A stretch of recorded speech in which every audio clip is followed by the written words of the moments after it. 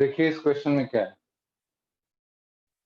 ये एक बॉक्स है, बॉक्स के अंदर ये एक आदमी है जो कि एक वेइंग मशीन पे खड़ा हुआ है। मैन का एक्चुअल मास है 60 केजी और बॉक्स का 30 केजी। बॉक्स एक स्ट्रिंग के थ्रू जुड़ा हुआ है और दूसरा रस्सी का दूसरा हिस्सा इस आदमी ने यहाँ होल्ड किया हुआ है एंड इक्विलिब्रियम को मेंटेन किया हुआ है। आप किसी वेइंग बैलेंस पे जब खड़े होते हैं तो जो नॉर्मल रिएक्शन होता है उसी से आपका वेट का रीडिंग आता है, मास का रीडिंग आता है। अगर आप किसी चीज को टच कर रहे हैं या होल्ड कर रहे हैं तो आपका वजन में चेंज आएगा। सेम थिंग इज हियर, ये आदमी रस्सी को खींच के पकड़ा हुआ है, होल्ड किया हुआ है tightly so that the box remains stationary. तो इसका यहाँ जो रीडिंग आएगा वो 60 केजी से कम आएगा, एक्चुअल रीडिंग नहीं आएगा। तो आप लोग को बताना ये है पहला पार्ट, इस क्वेश्चन का जो पहला पार्ट है, if the man manages to keep the box at rest what is the weight shown by the machine. लिखा है वेट लेकिन मास बताना है, वेट निकल जाएगा तो उसमें जी से डिवाइड करके बताना है कि what is the mass of the man shown by machine, ये बताना है। तो इसको करने के दो तरीके हैं, free body diagram of man, box and man plus box, ये तीन तरीके हैं। तीन आप डायग्राम बना सकते हैं, मैन का अकेला फ्री बॉडी डायग्राम बना सकते हैं, बॉक्स का अकेला फ्री बॉडी डायग्राम बना सकते हैं, मैन प्लस बॉक्स का एक साथ कंसिडर करके एक सिस्टम मान के फ्री बॉडी डायग्राम बना सकते हैं। इन तीन में से मैन का फ्री बॉडी डायग्राम, बॉक्स का free body diagram, man plus box का फ्री बॉडी डायग्राम, ये तीनों आपको समझने के लिए मैं बता रहा हूँ। इन तीन में से कोई भी दो का फ्री बॉडी डायग्राम बनाने से प्रॉब्लम सॉल्व हो जाएगा, एनी ऑफ द टू। इन तीन में से किसी दो, इन दोनों का फ्री बॉडी डायग्राम बना लीजिए, प्रॉब्लम सॉल्व हो जाएगा। ये दोनों बना लीजिए, सॉल्व हो जाएगा, कोई भी दो। लेकिन क्योंकि आप पहली बार इस तरह का क्वेश्चन कर रहे हो तो इसको समझने के लिए हम लोग ये तीनों फ्री बॉडी डायग्राम बनाएंगे वन बाय वन। यहां मैं बता रहा हूं, free body diagram of man, free body diagram of man, यहां बना रहे सिर्फ इस मैन का। तो मैन को ऐसे दिखा रहे हैं हम लोग, यहाँ पे टेंशन हो जाएगा टी, यहाँ भी टी, तो मैन के ऊपर एक टेंशन लगेगा यहाँ पे ऊपर की तरफ T through this rope.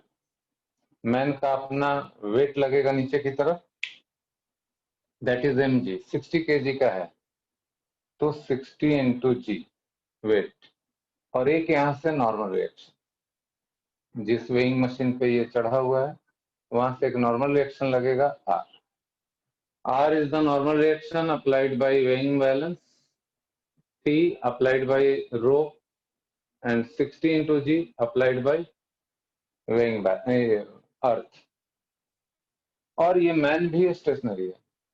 For equilibrium of man equation बनेगा R plus T equal 60G। This is equation 1। ये आप में से हर कोई इस डायग्राम को बनाने की स्थिति में है, आप में से हर कोई को ये डायग्राम बनाने आना चाहिए। Then free body diagram of box, free body diagram of box, ये देखिए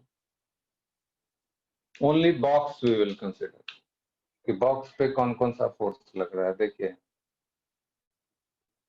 बॉक्स का सबसे पहले तो अपना weight 30 into G, normal reaction R is applied by weighing balance on the man, man भी वेइंग बैलेंस पे रिएक्शन डाउनवर्ड डायरेक्शन में R लगाएगा।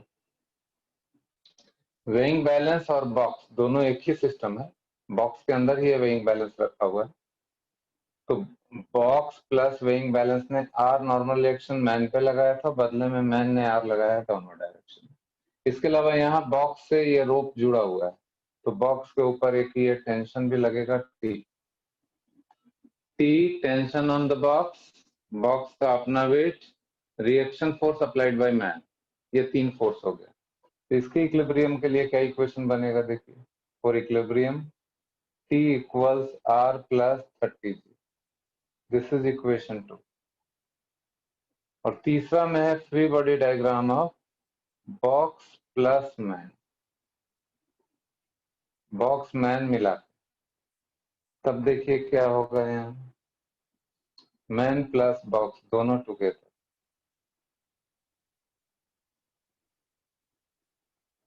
ऐसा है। तो ये दोनों टेंशन लेना पड़ेगा, ये टेंशन मैन के ऊपर और ये टेंशन बॉक्स के ऊपर। बॉक्स और मैन के ऊपर लगने वाले सारे फोर्सेस लेने पड़ेंगे। तो एक टेंशन यहाँ और एक टेंशन यहाँ, दोनों टेंशन। और total weight of the system 60 plus 30 90 g. 60 kg हो गया मैन का मास, 30 केजी हो गया बॉक्स का मास।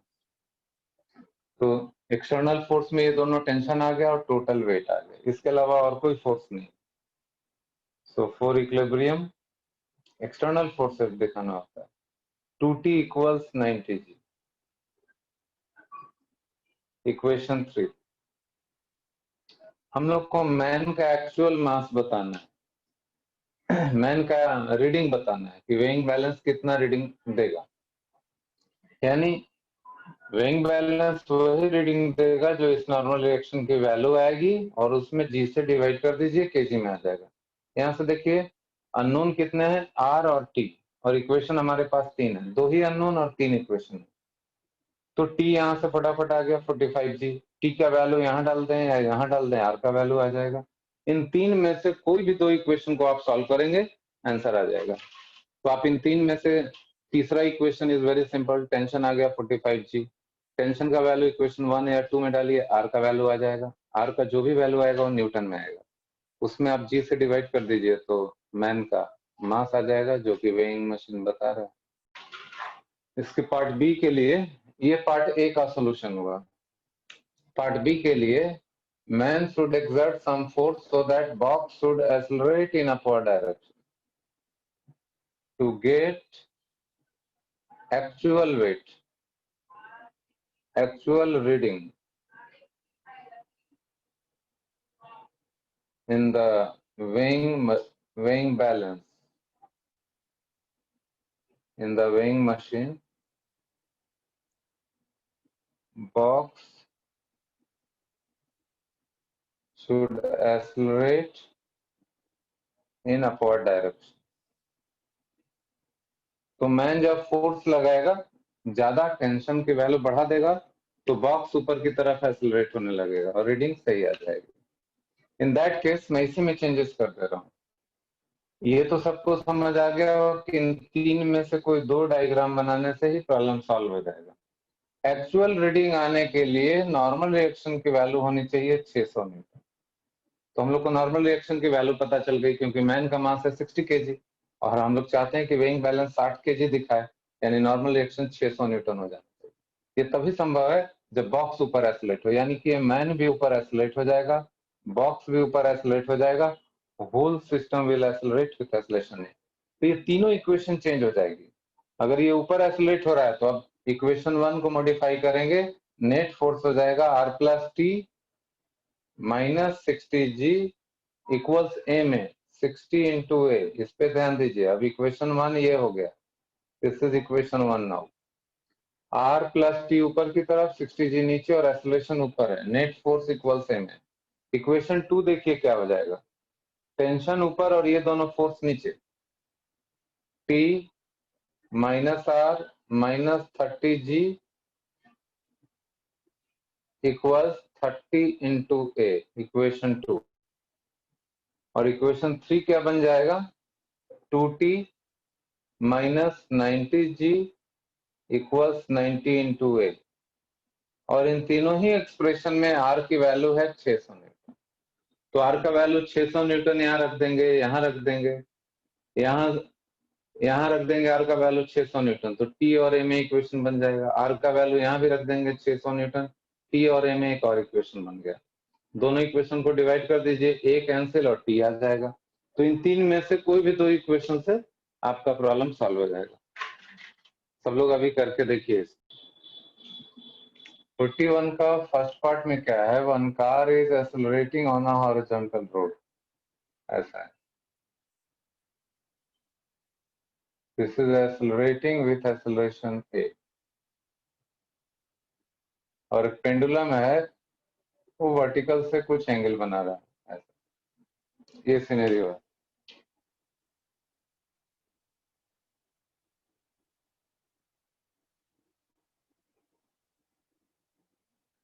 क्वेश्चन में ये है कि एक पेंडुलम है, वर्टिकल से ऐसे हैंगिंग है, जैसे ही कार आगे एक्सेलरेट होती है, this pendulum makes an angle theta with the vertical, ऐसा है।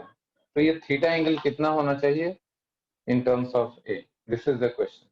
ये इतने ही एंगल पे रुका हुआ है। कार के अंदर जब भी आप बैठे होते हैं, कार जब एक्सेलरेट होता है तो इस तरह का सीन आपको दिखेगा हमेशा कि कार जब फॉरवर्ड डायरेक्शन में एक्सेलरेट होता है तो हम लोग के ऊपर एक फोर्स लगता है बैकवर्ड डायरेक्शन में, जिसका नाम है सूडो फोर्स, जो अभी मैंने बताया नहीं।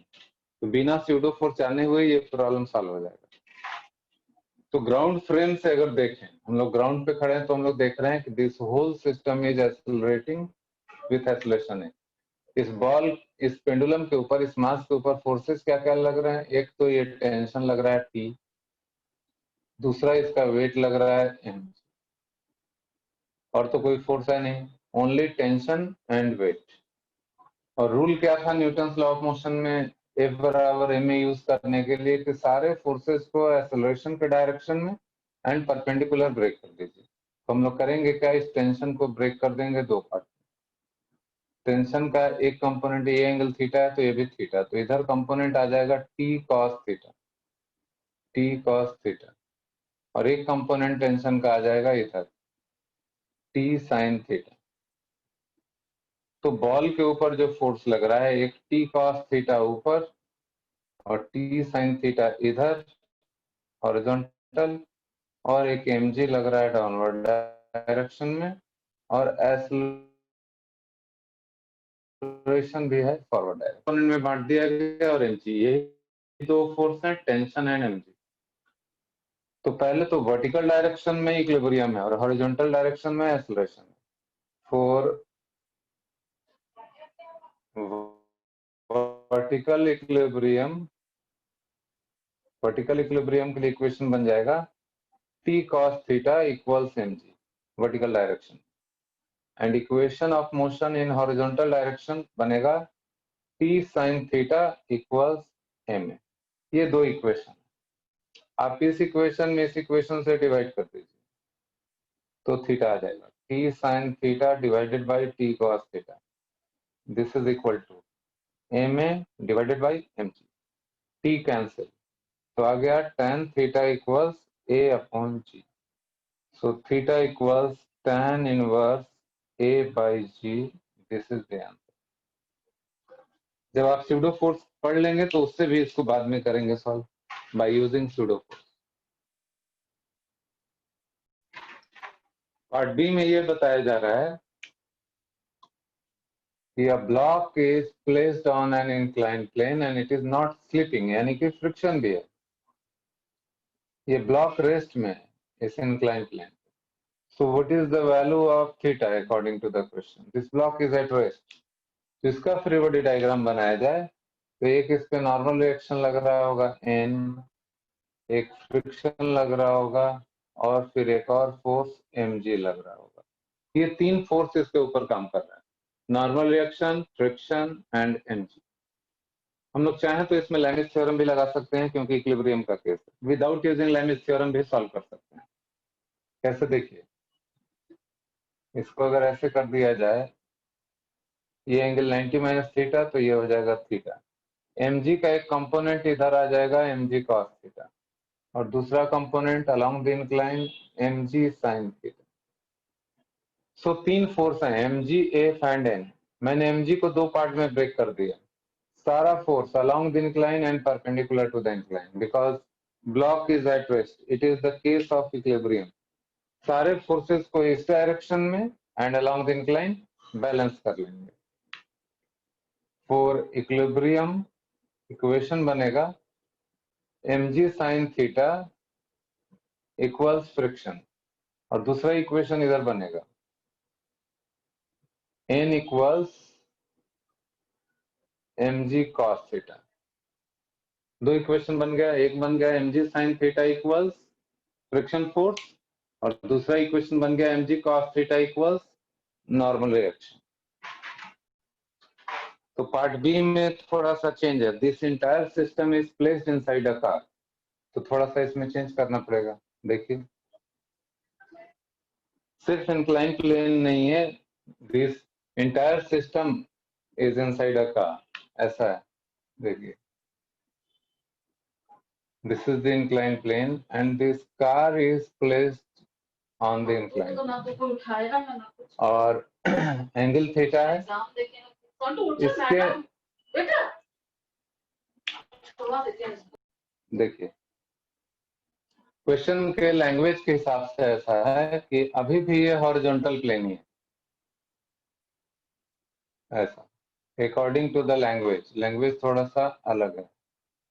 सेम कार अभी भी इट इज एक्सेलरेटिंग हॉरिजॉन्टली और इस कार के अंदर इंक्लाइन है, देखिए ऐसा, और इस पे एक ब्लॉक रख दिया है और ये ब्लॉक स्लिप नहीं कर रहा है और ये स्मूथ इंक्लाइन है, फ्रिक्शन भी नहीं है इसके अंदर, this is a smooth incline, कोई फ्रिक्शन नहीं।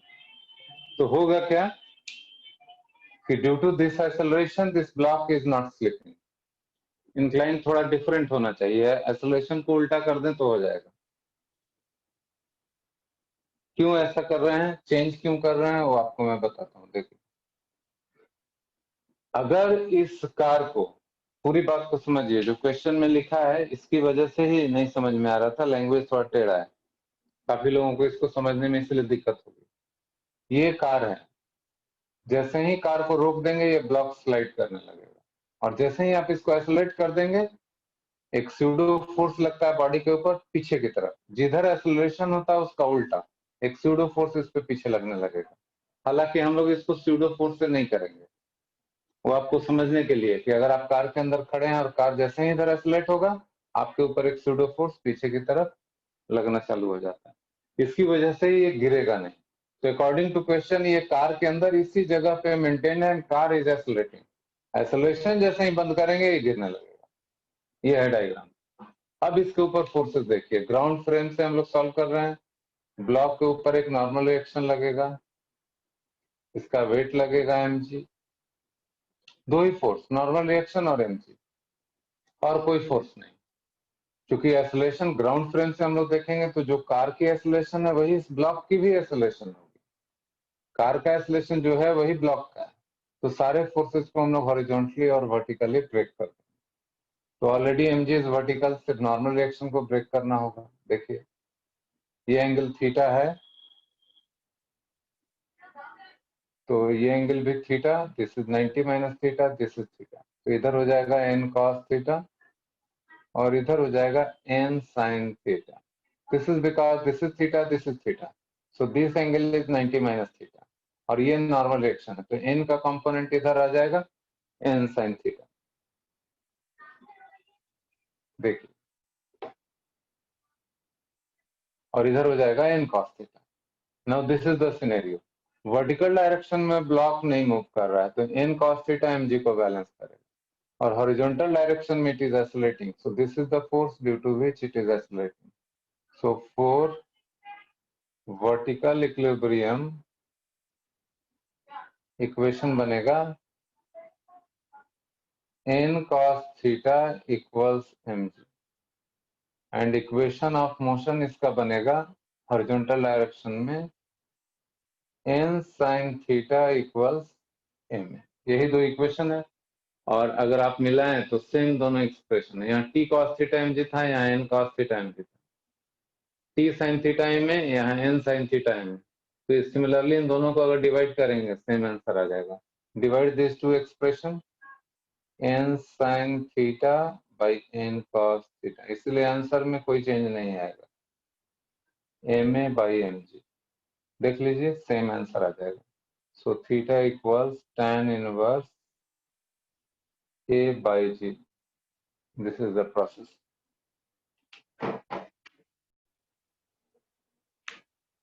ये क्वेश्चन करिए आप लोग।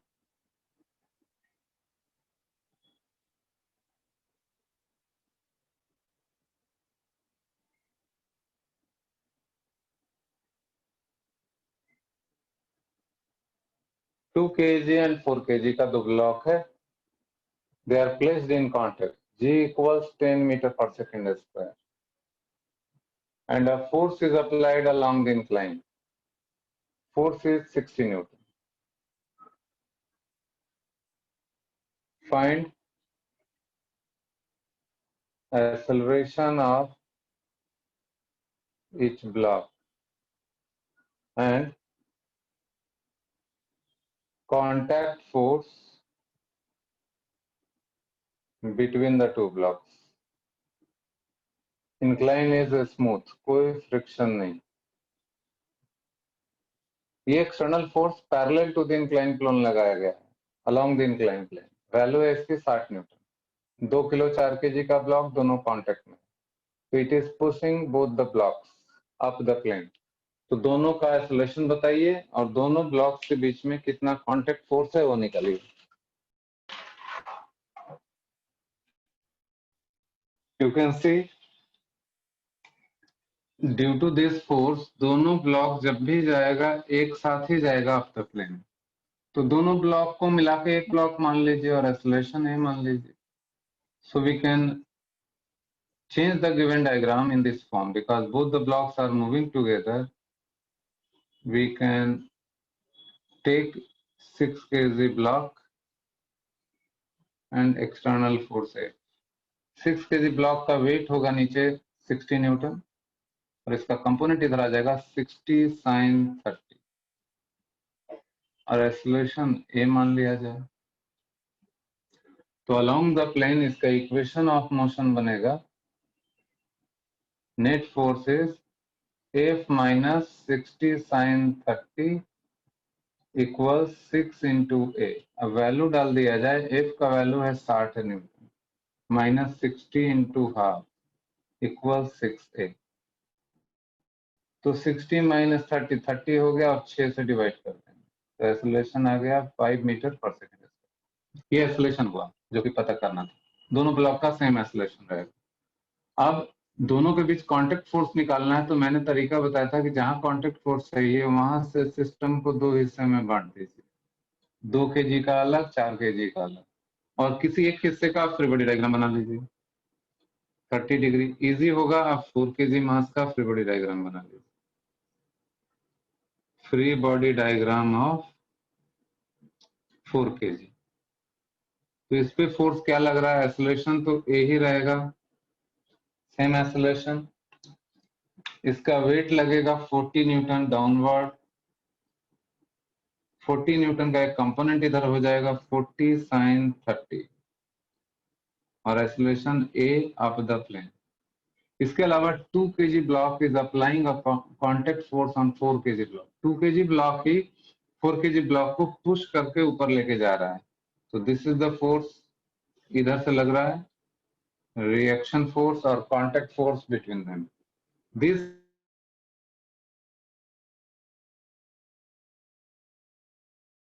इक्वेशन ऑफ मोशन बनेगा. अप द प्लेन है फोर्स r और डाउन द प्लेन है 40 sin 30. 40 sin 30 is 20 क्योंकि sin 30 is half. तो r minus 20 equals 4 into acceleration is 5. So r is 40 Newton. This is the contact force. Answer. Acceleration 5 और contact force 40 Newton. ये angle 30 degree. If the given system is released from rest,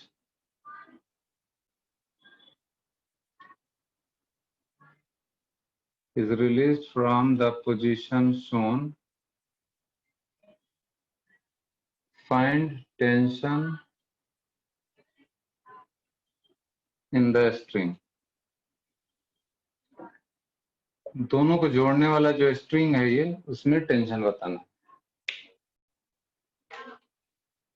जैसा आप लोगों ने बोला, acceleration of 2 kg and acceleration of 4 kg block, both will be g sin 30. That is 5 meter per second square. Therefore, tension 0. अगर दोनों block अलग अलग acceleration से चले, इसका A1 और इसका A2, तभी टेंशन आएगा, नहीं तो नहीं आएगा. टेंशन 0. और आप पूरे प्रोसेस से सॉल्व भी करेंगे तो 0 आएगा. फ्री बॉडी डायग्राम बना के mg, टेंशन और एक्सेलरेशन लेके भी सॉल्व करेंगे तो टेंशन 0 आएगा. अब दूसरे बिल्कुल। अब दूसरे वाले क्वेश्चंस को करिए। लेट अस से